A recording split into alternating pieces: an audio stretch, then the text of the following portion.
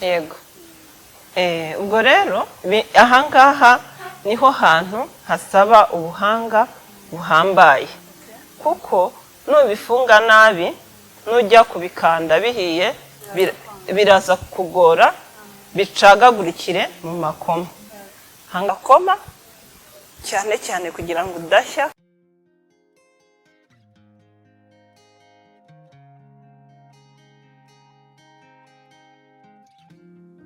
Okay, ubu rero ngiye kukwigisha ukuntu wateka umunyige. Umunyige ni ibiryo byiza cyane umuntu ateka kandi bitigeze bihura n'umuriro, mbese bihishwa na steam. Ndaza kukwereka uburyo tubikora, ariko mu gutangira turi bubitekere ku makara, wabitekera no kuri gazi ubaye udafite amakara, nabwo byashoboka. Ariko amakara ni ukugira ngo uze kubona uburyo uwirizaho ugateka igihe kinini kandi ukaba woroshye. Mbese tuba dufite aya makoma yo tugiye gukoresha, kubera ko aba yagiye aca ahantu hadasa neza, rero uba ugomba kuyoza.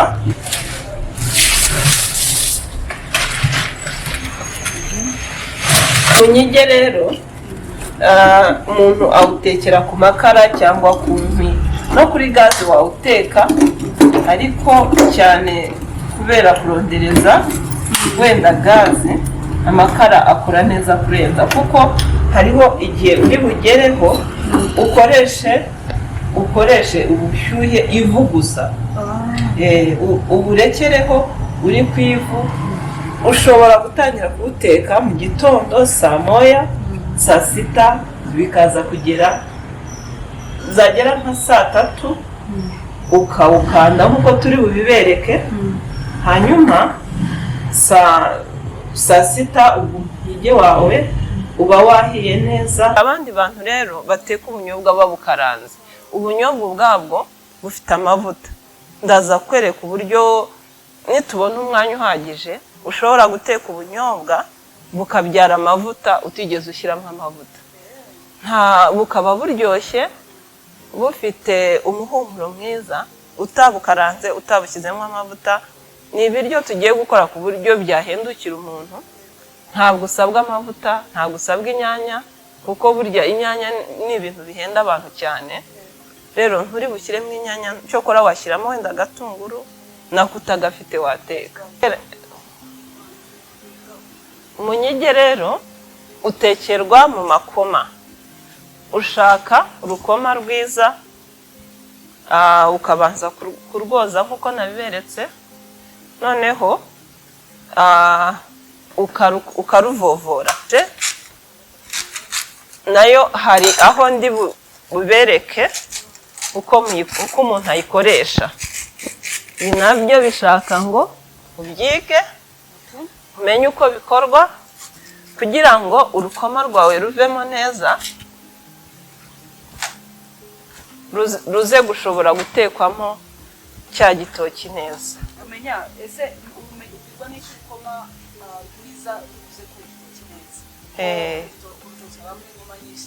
Yego, urukoma rw'uri bupfunyikemo rero, ubundi ugomba gushaka urukoma rudakuze cyane kandi nanone atari rutoya cyane, ku buryo uri bufungemo igitoki cyawe ntikishobore kuba cyashwanyagurika ngo gice hirya no hino girike.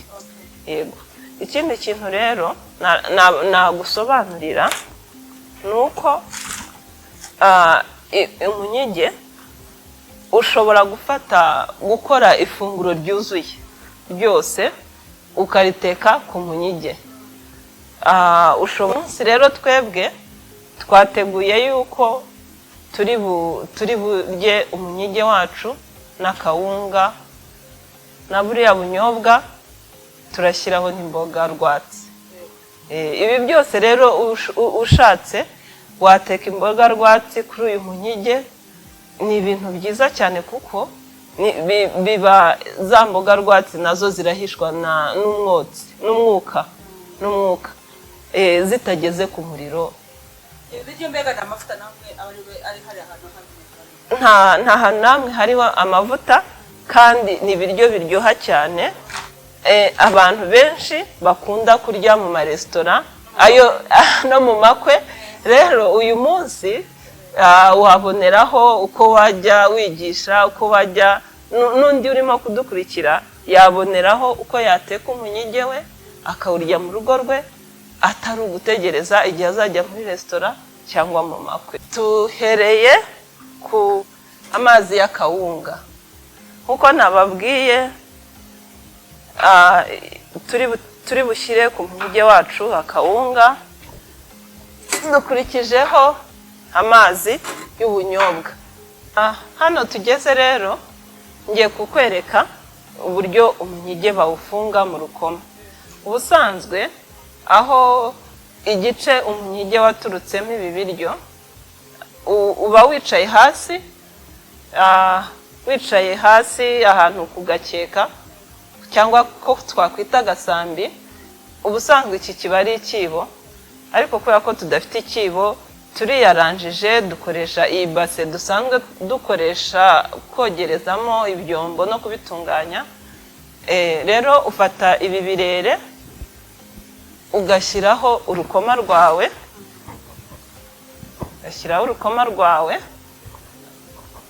warangiza wogeje neza watunganyije, warangiza uba wahasi ibitoki byawe ukabishyiramo. Yego. Ubwo rero ahangaha niho hantu hasaba ubuhanga buhambaye, kuko nubifunga nabi nujya kubikanda bihiye biraza kugora bicagagurikire mu makoma. Ahangaha rero urabigira utya,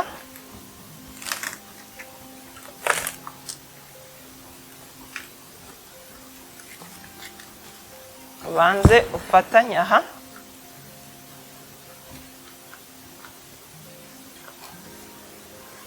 nurangiza urareba uburyo uru ruhande narwo urukora neza, ku buryo ubifunga bikamera upfunyika nk'ukuntu wapfunyika nk'agakado neza, ku buryo hataza kugira ibivamo bikameneka ku ruhande. Gare neza, ariko ubundi nagombaga kwicara hasi, kirazira ko bikorwa kwicara hasi nyine ukabyubaha ukabifunga neza. Hano nk'uko mubibona tumaze kubikora, ngiye kubereka uburyo tubishyira mu isafuriya. Ahangaha hari aho kubifungira gusa. Rero ya mivovo nakuye kuri ya makoma yanjye nayo ntabwo uyijugunya, niyo yagiye kutugira akamaro hano nk'uko ngiye kubibereka. Urayifata ukayitegura neza ukayishyira mu isafuriya, bitewe n'ibiryo ugiye guteka uko bingana niko ukoresha isafuriya ingana. Ahanini ukenera isafuriya nini kuko uba uri bushyiremo ibintu byinshi. Yego. Noneho ubwo ubigenza utya. Icyo ndimo gukorera ibingibi ni iki? Ni ukugira ngo bya biryo byanjye bitaza kugerwaho n'amazi. Yego. Kugira ngo bishye, iyo hagiyemo amazi bitakaza icyanga kandi noneho bigatakaza n'intungamubiri.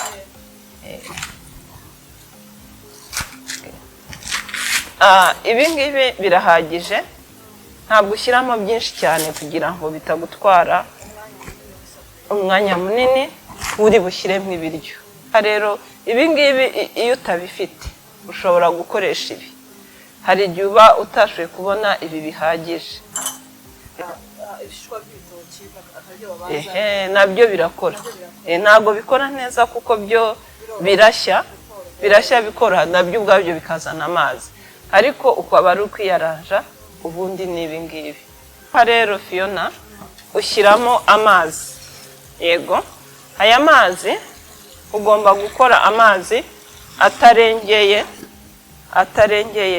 ya mivovo yawe, yego, kugira ngo atajya mu biryo.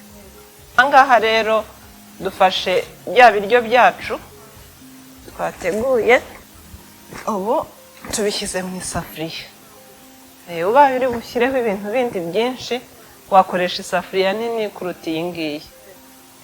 Ubunyobwa rero iyo umaze kubushyira iyo umaze guteka amazi agashya, ushyiramo ubunyobwa bwawe waseye neza cyangwa waguze buseye. Ubu ngubu tumaze kubusya mu kanya.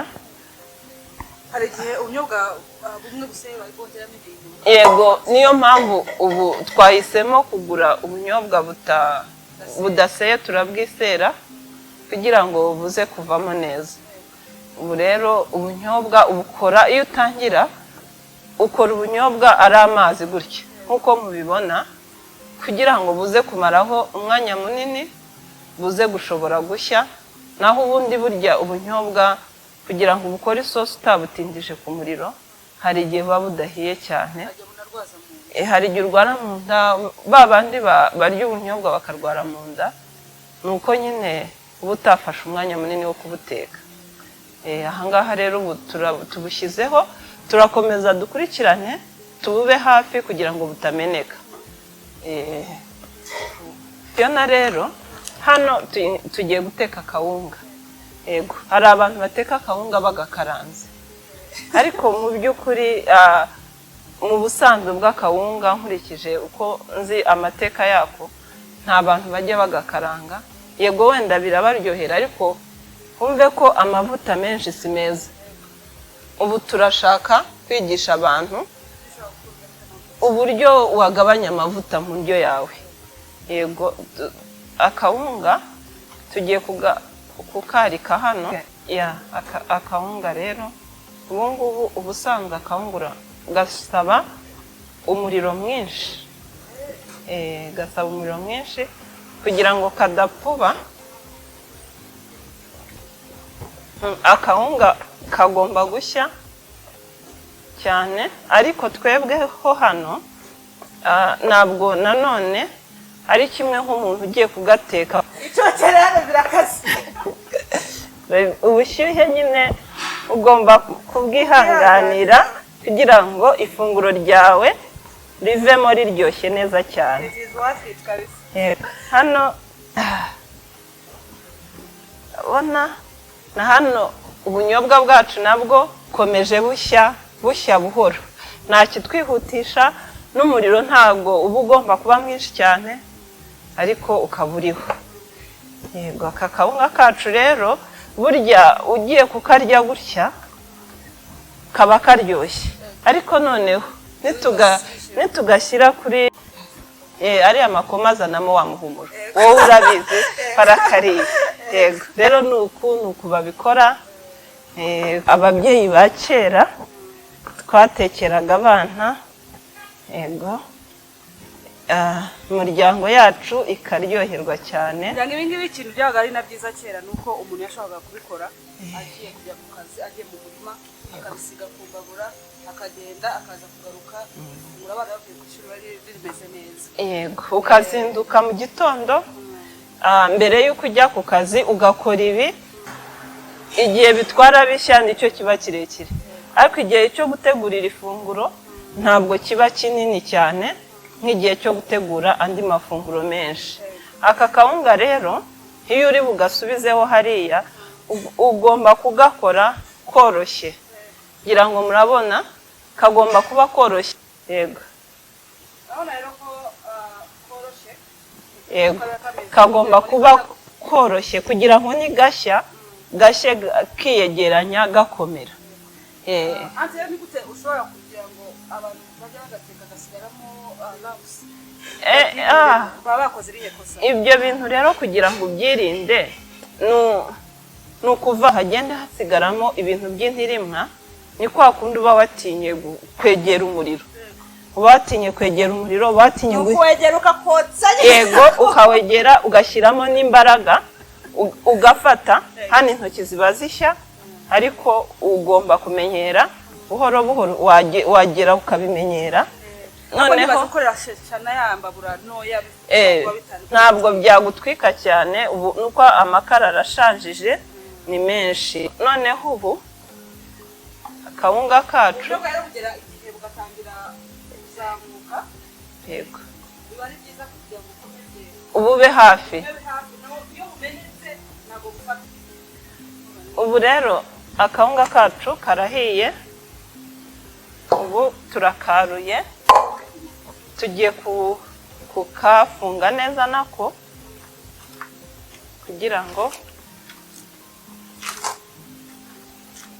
yego tugiye kugafunga neza nako kugira ngo tugashyire kuri wa munyige, ko ntago gasaba ngo ushake ibirere cyangwa iki, kuko ko ubwako karafatanye, nta n'ikindi turi bugakoreho uretse kugakuraho tukarura tugashyira ku isahane iyo turi bukarurireho. Ni uku nguku rero aha harimo akawunga kacu, karaza kuba karyoshye cyane nigashya. Ko ibiryo byacu turi bushyireho imboga rwatsi, ariko izi duhisemo gukoresha izi ngizi. Nawe wakoresha dodo, wakoresha intoryi ukurikije imboga ushaka kujyanisha n'ibiryo byawe. Twashyizemo biringanya, dushyiramo imiteja na karoti. Rero ibi ngibi ukuntu biteka, ushyiramo utuzi dukeya, sukamo tuzi duke, rekera yego, ukurikije uko ushaka kubirya bimeze. Niba ushaka kubirya birimo amazi ushyizemo niyo usangamo, biba bihiye, ariko amazi ushyizemo niyo usangamo bihiye. Rero kugira ngo nk'ibisanzwe ibiryo byose bigire umuhumuro mwiza, bigire kagu, dukoresheje curry powder ariyo simba mbiri, umuntu wese iboneka ahantu hose, umuntu wese akunda gukoresha kugira ngo igire uburyohe. Aha ngaha ngiye gushyiramo na black pepper, imboga zacu zituryohere, shyiremo n'akunyu nk'ibisanzwe. Aha ngaha tugeze, urabona ko twashyizemo bya bitoki byacu. Ubu iyo ugeze aha ushyiraho, iyi ni kawunga, ya kawunga yanjye nakoze. Yego yego, byose ubishyira mu rukoma, byose ubishyira mu rukoma. Ushobora kugenda ukora inkoma zitandukanye. Bya bindi rero mujya mwumva akabogisi ahantu nk'aho Mama Jackie n'abandi bantu bose muzi, Auntie Mary. Yego, nk'uko mubizi rero bya biryo turya kwa Auntie Mary bituryohera cyane, kwa Auntie Jackie ka kabogisi byose ni uku nguku bikorwa. Aha niho twebwe twashyizemo imboga rwatsi, ariko ushobora gushyiramo ifi wayiteguye, wayishyizemo ibirungo byose utayikaranze, ariko igashya ari ifi iryoshye cyane. Ushobora gushyiramo inkoko igashya iryoshye cyane, kimwe nuko hari ikindi kintu bita uruwombo.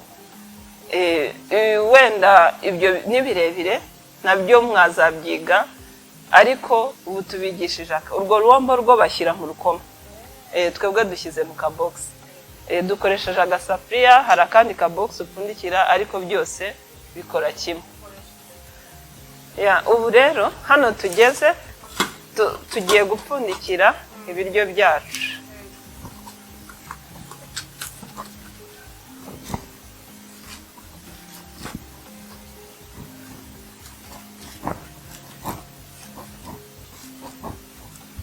Ugomba gushaka amakoma ahagije kugira ngo bidatakaza umwuka, bishobora gutakaza umwuka bigapfuba. Bw'iyo mpamvu rero ushaka amakoma yawe ahagije. Abantu bamenye yuko iyi nayo ari bizinesi wakora wifitiye urutoki rwawe, wajya uyacuruza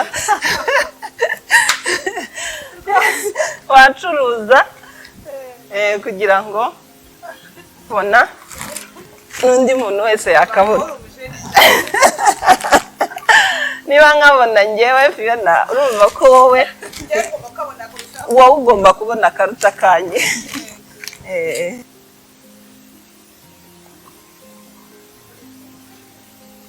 Hano rero ubwo maze gupfundikira, maze gushyiraho amakoma yanjye, nkenera isafuriya nk'iyi ngiyi nashyiraho kugira ngo umwuka ugumemo neza, ibiryo byanjye bidatakaza umwuka bigapfuba. Aha rero niho dusoreje tugiye gushyira ku muriro.